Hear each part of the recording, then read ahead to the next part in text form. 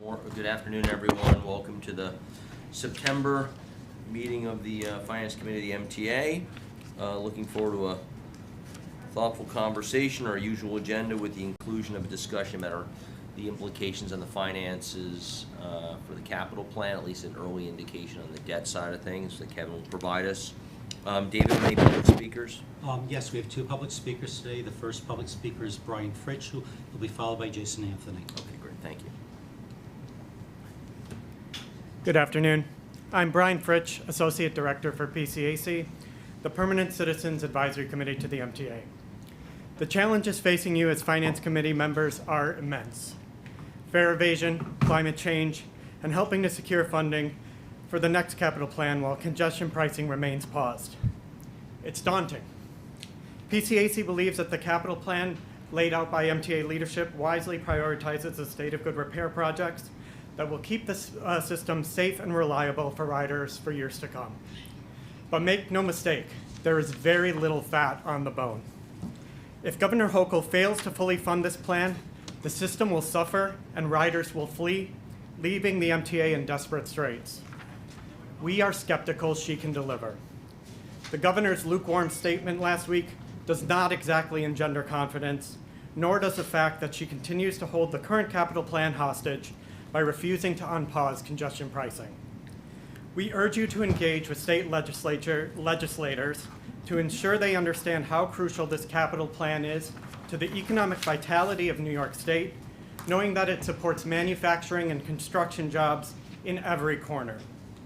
Their efforts will be essential to finding the funding necessary to raise the $33 to $35 billion we appear to be short. They will be hearing from us too. To borrow an Olympic metaphor, funding this capital plan feels like running the steeplechase. It'll be long, full of hurdles, and has unexpected water lurking in places it probably shouldn't be. Yet finishing this race is more important than earning a medal. It's about sustaining a system that millions of riders depend on daily and allows the New York City metro area to function, and we can't afford to fail. Governor Hochul must unpause congestion pricing, and it is critical we collectively explore every possible option to fund the next capital plan without delay. Thank you. Thank you. Our second and final speaker is Jason Anthony.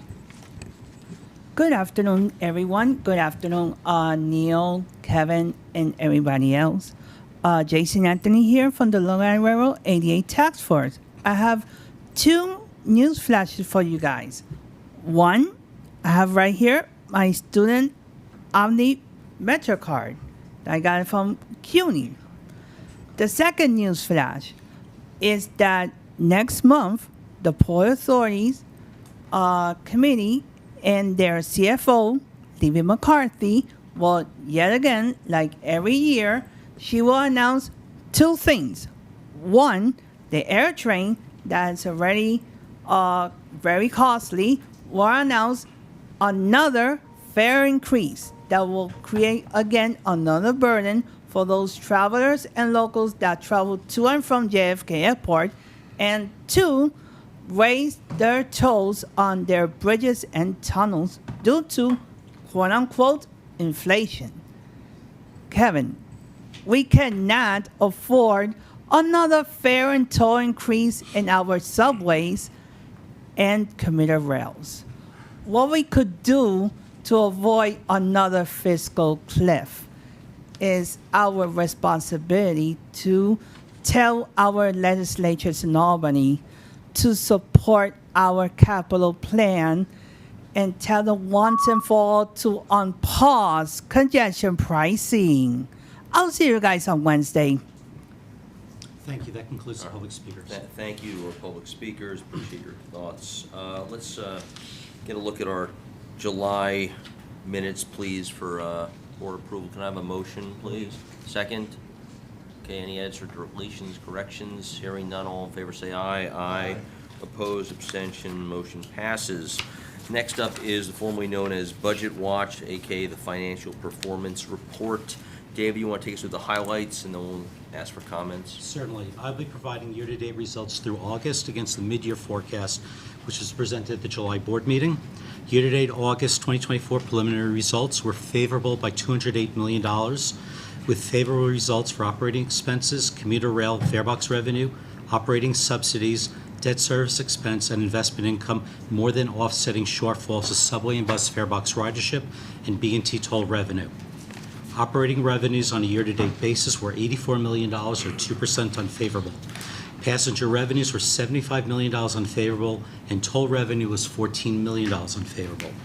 Subway farebox revenue was $45 million, or 2% unfavorable, and bus farebox revenue was $57 million, or 12% unfavorable, for a combined $102 million unfavorable year-to-date.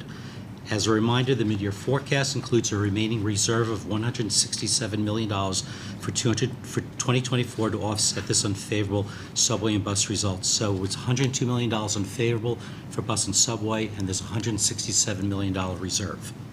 Conversely, Long Island Railroad and Metro North farebox revenue were each $14 million, or 4% favorable. Operating subsidies year-to-date through August were $48 million, or 1% favorable. Excluding investment income, subsidies directed to the operating budget were favorable by $34 million. This was primarily driven by favorable results for the real estate-related taxes, the urban tax and the mortgage recording tax, which were combined $32 million favorable year-to-date. As a reminder, this favorability is measured against the mid-year forecast, which was lowered from the adopted budget. Capital subsidies were $2 million favorable year-to-date through August.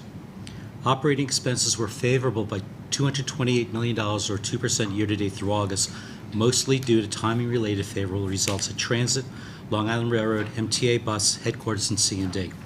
In addition to timing of expenses, Transit's variance reflects favorable payroll due to vacancies, which is more than offset by unfavorable overtime, unfavorable paratransit expenses reflecting higher trip volume and support costs, and mostly offset by higher city reimbursement for paratransit expenses, and favorable electric power expense.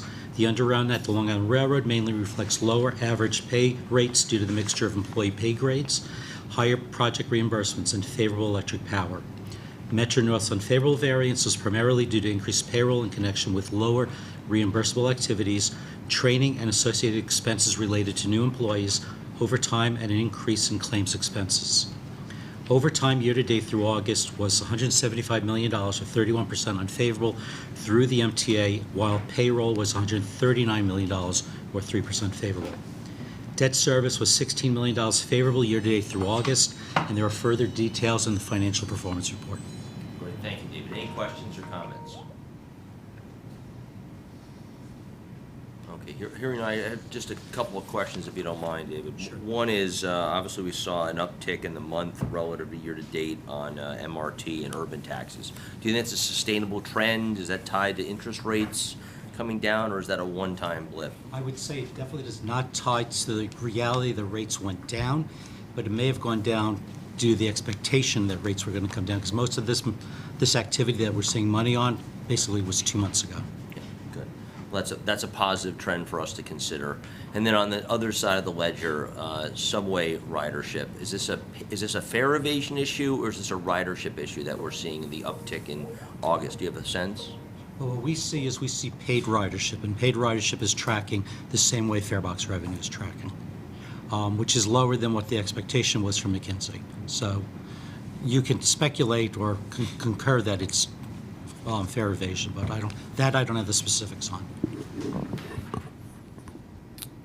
Yeah, I think David's correct that we don't know the exact, but if you look at the level of fare evasion versus what McKinsey projected fare evasion, if we were at the lower fare evasion levels in the McKinsey, particularly on buses, our revenue would be on budget, not below budget. So I think fare evasion is still, again, without being able to tie the exact effect, if you do the math, I think fare evasion is what's causing the variance. All right, hearing no other questions, Olga, over to you for Finance Watch, please. Good afternoon. This month, we're reporting the results of bond sale we executed in August, and also providing preliminary information for bond sale scheduled for October. On August 21st, we issued $699 million of Trevor Bridge and Tunnel Authority General Revenue Bonds, Series 2024A. In addition to providing new money proceeds to fund existing bridge and tunnel capital projects, this transaction also refunded outstanding TBTA bonds, including TBTA bonds issued as Build America bonds for positive net present value savings of $19.2 million or 4.4% of the refunded par.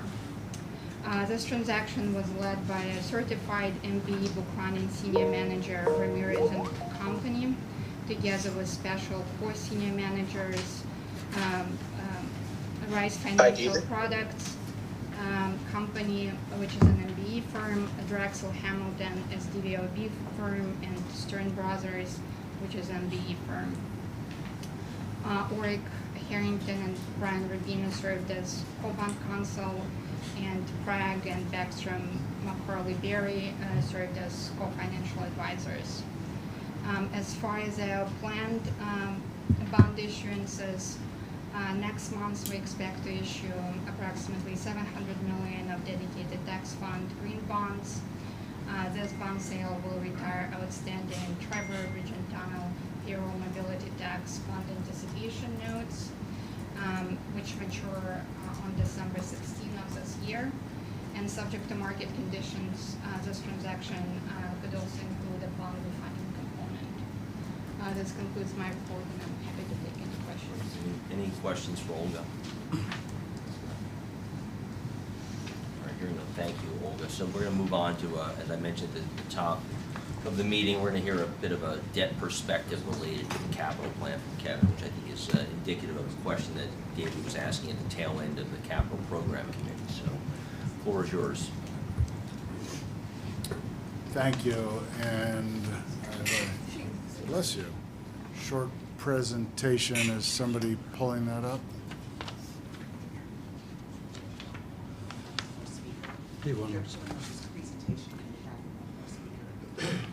There we go. Thank you.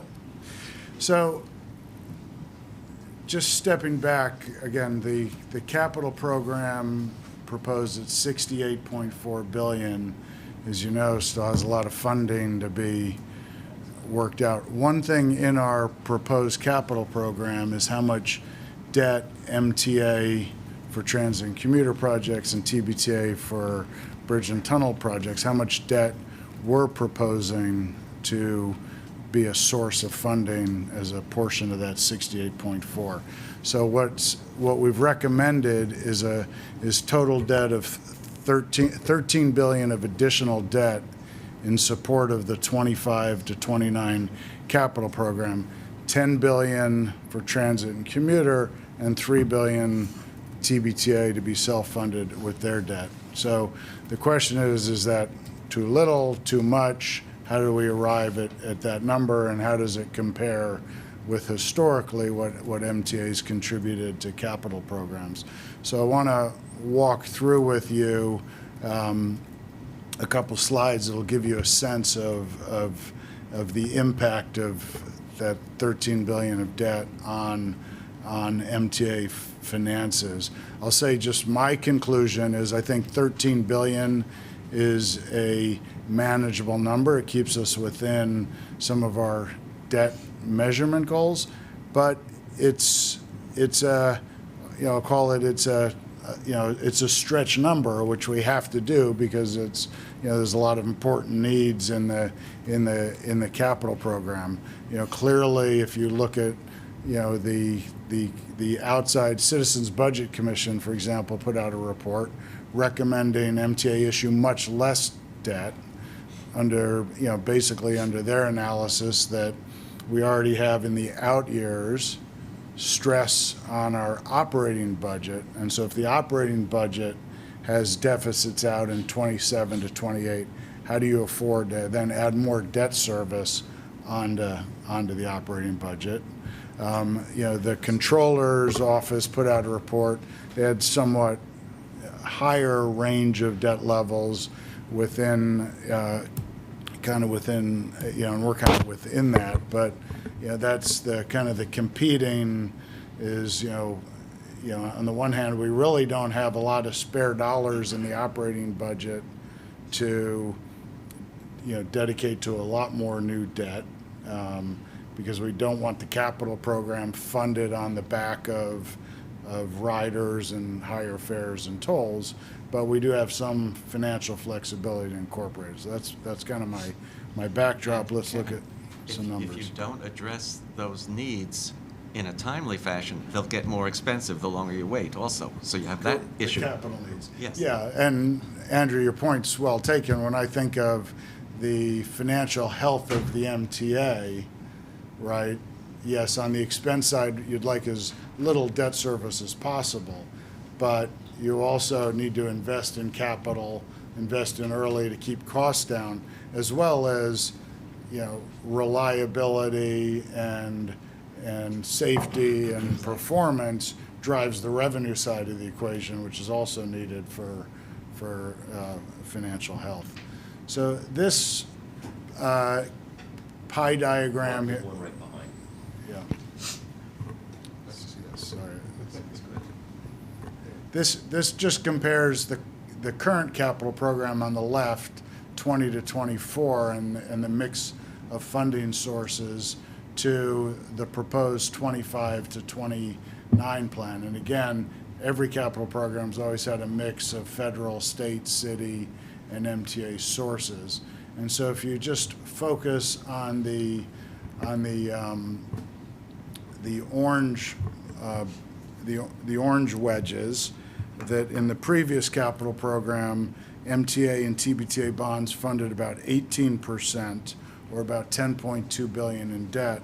Our proposal is 13 billion, which is roughly 19% of the $68 billion capital program. So basically covering the same amount. If you take into our anticipated federal money, and then if we assume, and again, we haven't gotten any pre-agreements out of the state and the city, as I look at Mira here, but if you assume that the state and the city, through their direct appropriations, contribute the same percentage of the core capital program, that would take the previous 6.1 billion of state and city and grow it to about 8 billion.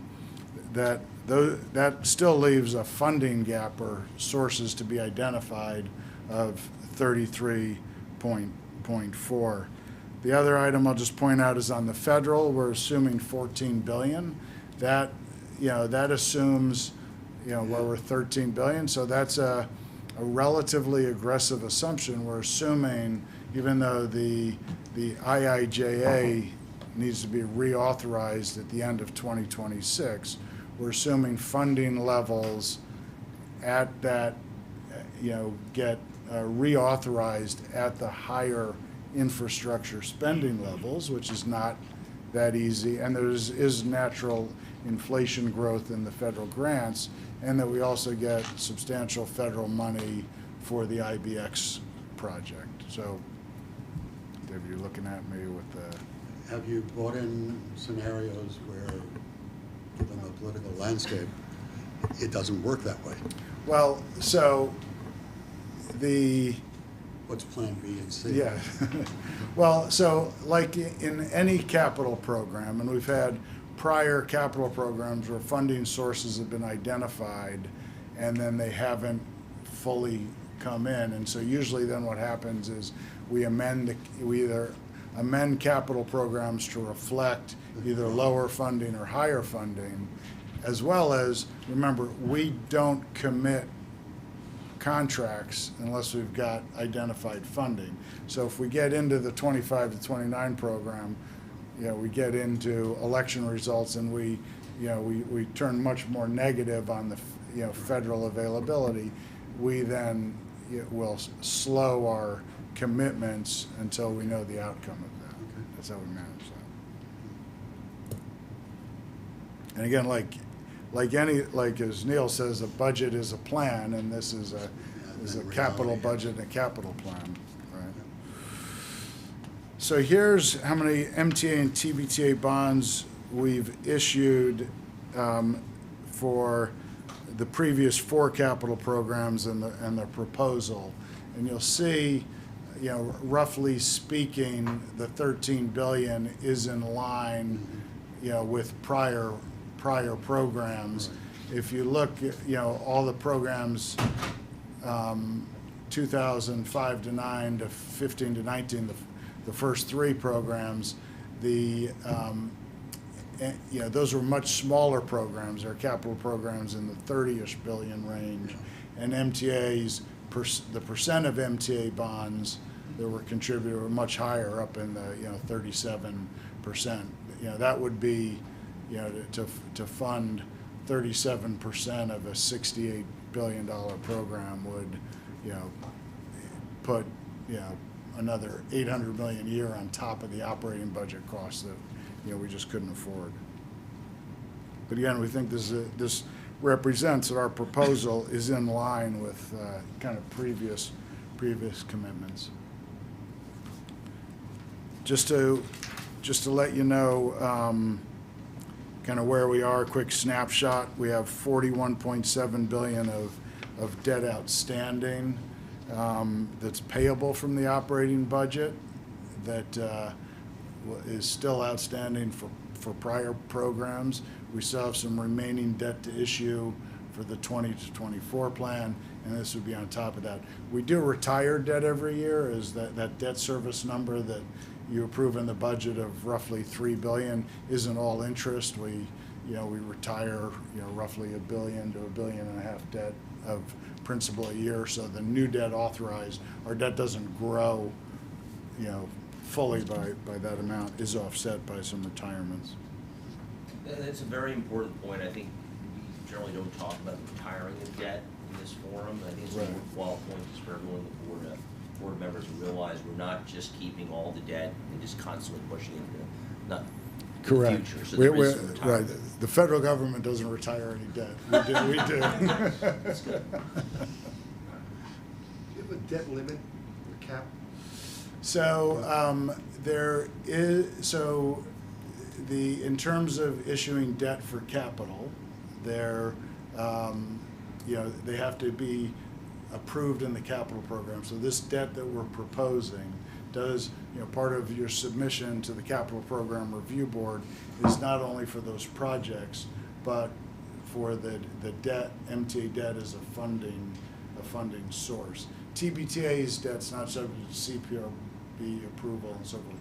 There is also a statutory cap in legislation that limits MTA's debt overall for capital programs, and that's roughly and that's not an outstanding, that's debt issued over time, and I think that's like at $90 billion right now, and it's supposed to take into account all the remaining issuance and past debt that was retired, but there is a statutory caps.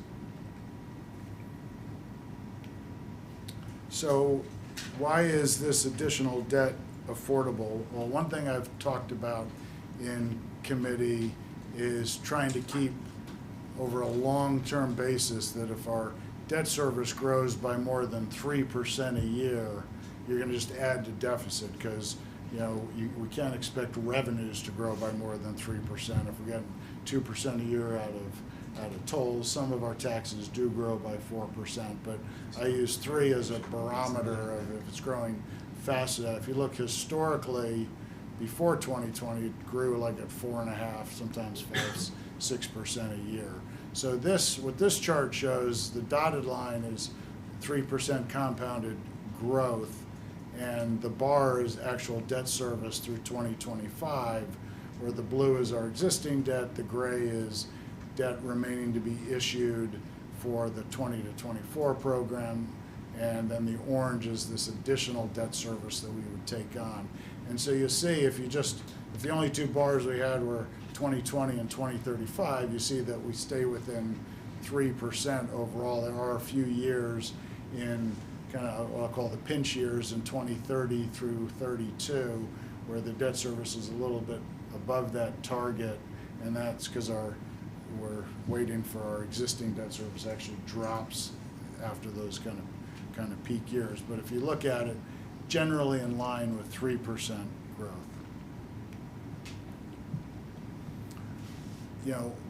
Here is just zeroing in on what do we have in our financial plan versus what would be additional debt service above and beyond our projected budgets. Now, our financial plan only goes to 2028, but if you then project 3% growth after that, this will put incremental pressure on the operating budget out in the years, really 2031 and 32. We think they're manageable. Olga's team does refundings every year, which saves us in debt service and so forth. But, I don't want you, just because I say, oh, our debt service don't grow by more than 3% a year, doesn't mean that, you don't need to find money to pay for that debt service. And so there is, some out year dollars that we either need to, find other savings. A great savings would be if some of these investments reduce fare evasion and we get revenue to cover this.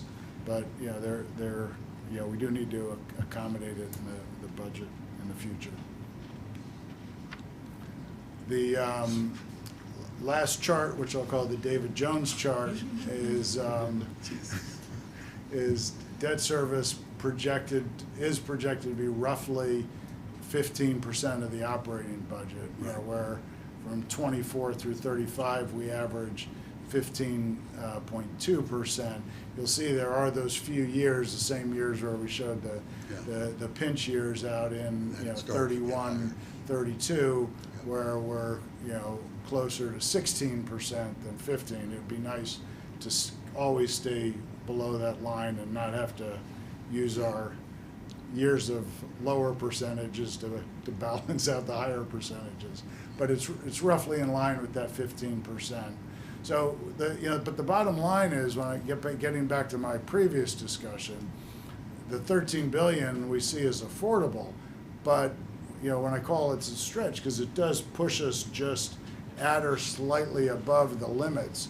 We'd rather see all of it be below 15%. Yeah.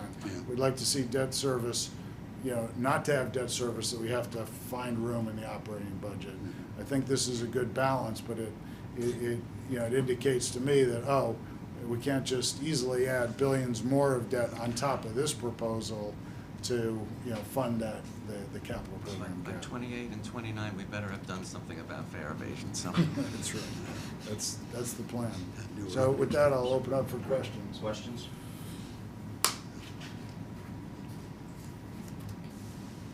Okay, hearing none, I'm just going to make one remark, which is, I think this should give us confidence as a committee at least, that there is a very thoughtful approach, measured approach, and a controlled approach to the debt side of this question. That doesn't mean, and if you go back to his first pie chart, there's an enormous amount of unknown. There's more than half, I think, basically, of the plan is an unknown. And as I said in the capital meeting, at least in my perspective, our role is to primarily focus on uses and not sources, since we don't have a lot of control. Obviously, if the left-hand side of that pie chart cannot be solved, meaning the sources, then we're going to have to think about it because of the plan. Because obviously, this is an appropriate approach with 13% of the $13 billion.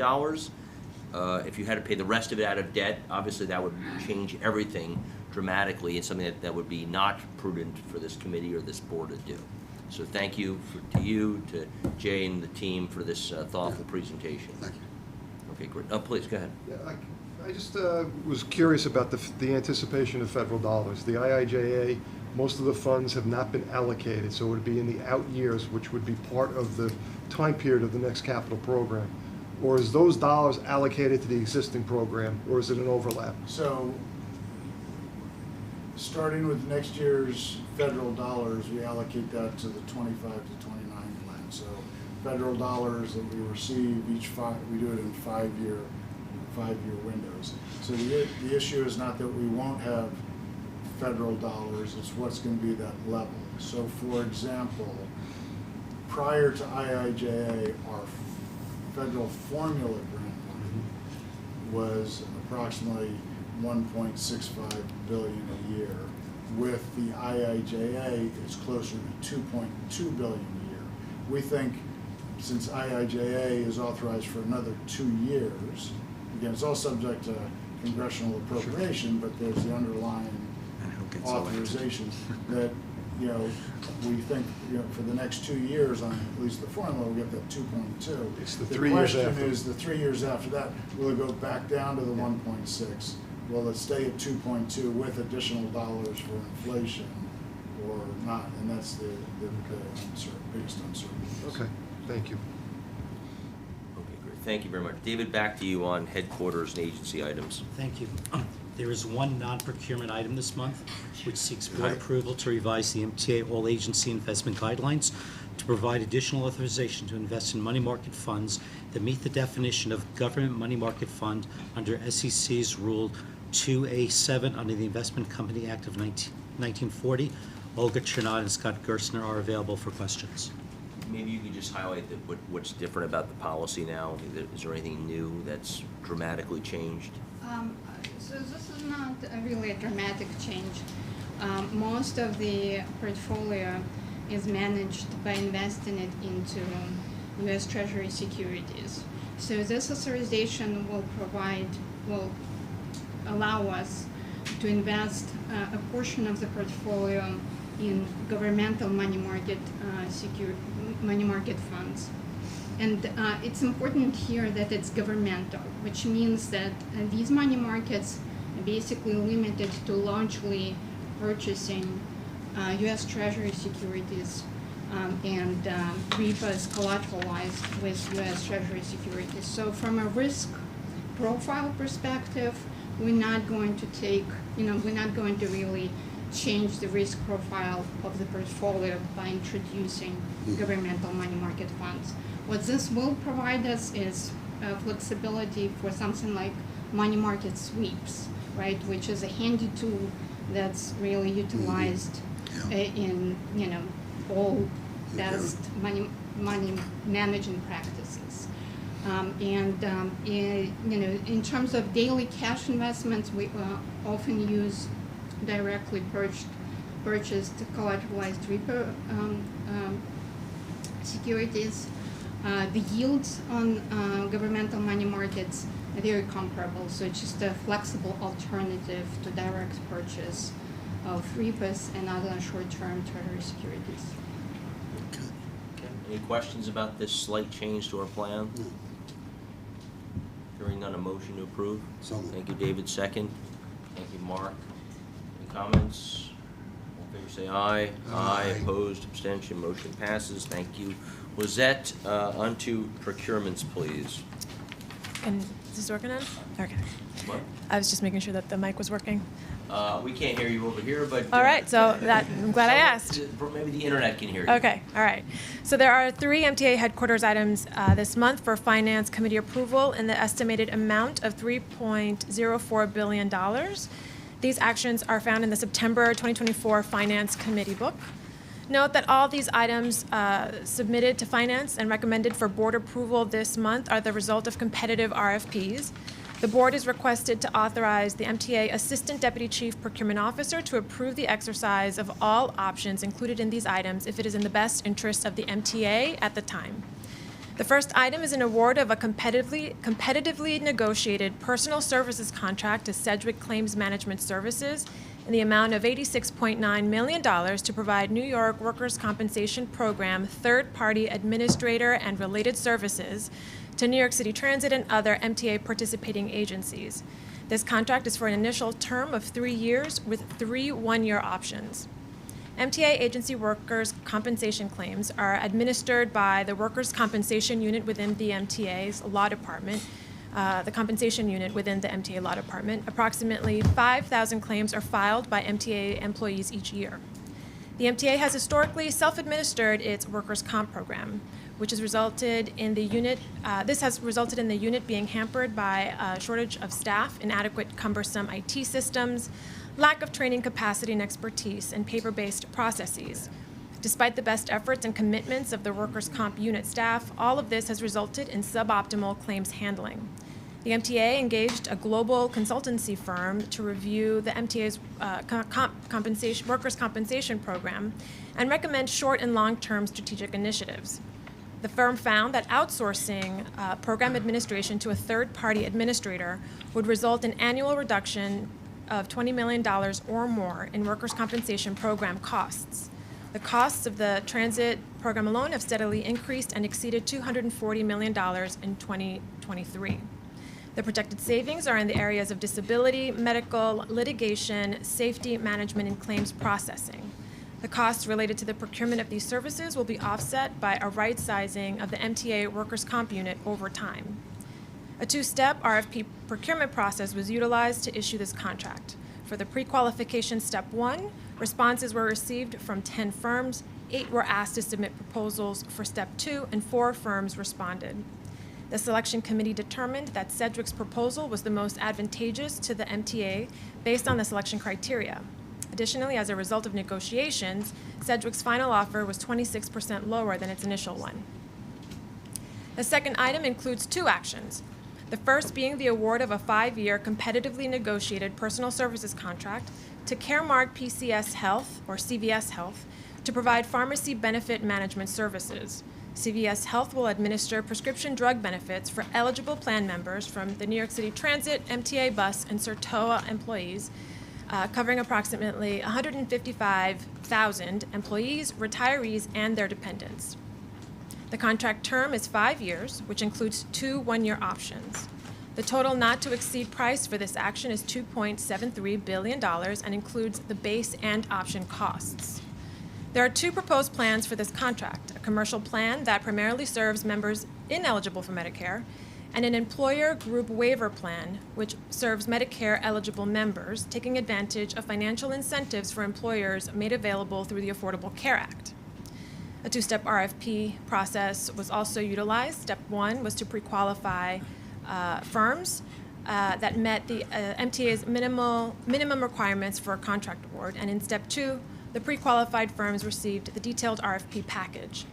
3 firms were pre-qualified and were subsequently asked to submit proposals for Step 2. The benefits coverage requirements of the RFP were all informed by collective bargaining. The MTA was assisted in this process by Mercer Health and Benefits, a benefits advisory consultant. Using its proprietary financial model, Mercer evaluated the initial, revised, and best and final offer pricing submissions, which were compared to the industry benchmarks.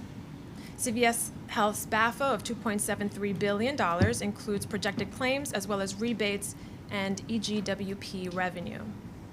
When comparing the initial CVS Health proposal to its BAFO, a 5-year total cost avoidance of $94.7 million was achieved over the life of the contract. This cost avoidance was achieved after negotiations due to improvements in pricing terms. CVS's proposal offered the best value for the MTA. The second action for this item is the added funding to the current contract for this service in the amount of $14.7 million for the continued provision of pharmacy benefits for the same population through December 31st, 2024, the current contract's expiration date. The 2024 estimates were adjusted upwards in order to reflect an increase in enrollment and more utilization of high-cost drugs. The third and final item is the award of a competitively negotiated personal services contract to Cigna Health and Life Insurance to provide health care benefits inclusive of medical and prescription coverage for Metro North non-represented and represented employees and their dependents residing in Connecticut, covering approximately 2,700 members. The contract term is 5 years, including 2 one-year options. The total cost of this contract, including the option years, is $208.9 million. This new contract solicitation will replace M&R's current contract for this service provided by another vendor that expires on December 31st, 2024. A 2-step RFP process was also used to issue a successor contract, starting with the pre-qualification step to identify firms that met the minimum requirements. The pre-qualified firms then received the detailed RFP package, 4 submitted responses. The RFP allowed for both fully insured and self-insured plan options. Cigna's self-insured BAFO was $5.2 million less, or 2.5% lower, when compared to the next lowest proposal. The selection committee convened and voted unanimously to recommend Cigna's self-insured option as a recommendation for award, since it offered the best value to the MTA based on the evaluation criteria for this procurement. Okay, great. Can we take that as a package? Yes, okay. Can I have a motion to approve these technically 4 items, please? Thank you, Mark. Second. Thank you, Mira. Any questions? Again, multiple items. We have CVS for most employees as for pharmacy benefit. We've got workman's comp as a new third-party use. Usually we've had it in-house. And thirdly, we've got the Connecticut employees of Metro North for an HMO. Any comments? Any thoughts? All in favor say aye. Aye. Opposed, abstention, motion passes. Thank you very much. Lizette, you may continue, please. There are two information items for the New York City Transit Committee as follows. The first item is a request that the board approve the use of the competitive request for proposals process pursuant to the New York State Public Authorities Law for the procurement of a para-transit camera security system for New York City Transit. The second item is a request that the board approve the modification of a contract with Omni Rehab for eligibility assessment services for paratransit and reduced fare to establish an eligibility assessment center at 3 Stone Street in Lower Manhattan. There are no information items for Metro North procurements at this time. There are no information items for Long Island Railroad procurements this month. There are no information items for bridges and tunnels procurements this month either. I suspect there are no questions then, since there's no items. Any questions? Okay, hearing none. David, the floor is yours. Florio, that is. No? Okay. Thank you, Mr. Chairman. Real estate has 6 action items for consideration and approval. The first 2 items are for the Metropolitan Transportation Authority and include a license agreement with the Municipal Credit Union for the installation and maintenance of ATMs at various bus facilities and the MTA headquarters here at 2 Broadway, and also a license agreement with Clear Channel for billboard advertising on MTA agency properties. The third and fourth items are for the Long Island Railroad and include a grant of permanent and temporary easements to Amtrak for its East River Tunnel Rehab project at the Sunnyside Yards in Queens. And then there's a lease with SNH Medical Office Properties Trust for medical and administrative offices at 2 Old Country Road in Mineola. The final 2 action items are for MTA Metro North Railroad and include a conveyance of property interest to Hudson Harbor LLC in support of an 88-unit multifamily transit-oriented development in Tarrytown and an acquisition of property interest from the Village of Pleasantville in support of a Harlem and Hudson Power Improvement Project. There are, in addition, 8 information items. The first 4 are for New York City Transit, a license agreement between Transit and the Whitman Museum of Art for installation and maintenance of artwork at the West 4th Street Station, J Street, Metro Tech, and Fordham Road stations. A license agreement between Transit and the Brooklyn Public Library for the installation and maintenance of artwork at the Euclid Avenue Station. A license agreement between New York City Transit and Los Herederos for the installation and maintenance of community-inspired artwork in a radio studio at the Jackson Heights Roosevelt Avenue Station. And finally, a license agreement between Transit and Palima for the installation of a multi-channel audio system to play recorded compositions at the Chambers Street Station. The next 2 information items are for Long Island Railroad. They have a license agreement between the Long Island Railroad and Archer Towers Phase 1 development for the installation and maintenance of artwork along the Long Island Railroad's retaining wall in Jamaica, and a license agreement between the Long Island Railroad and the City of Long Beach for temporary maintenance of equipment mobile facility adjacent to the Long Beach Station. The last 2 items are for Metro North Railroad, short-term parking permit for Bike New York for the use of parking spaces at Poughkeepsie, and a report on retail agreements entered into directly by real estate pursuant to MTA board policy. I note that Lucy Zachman, head of MTA advertising and customer experience, is here to answer questions regarding the second action item, and Bob Paley, head of MTA's transit-oriented development group, is here to answer any questions regarding the 5th action item. Great, David, thank you. There's 6 action items for our approval on real estate. Can I have a motion to approve? Thank you. Second? Thank you, Mira. Any questions? Yes.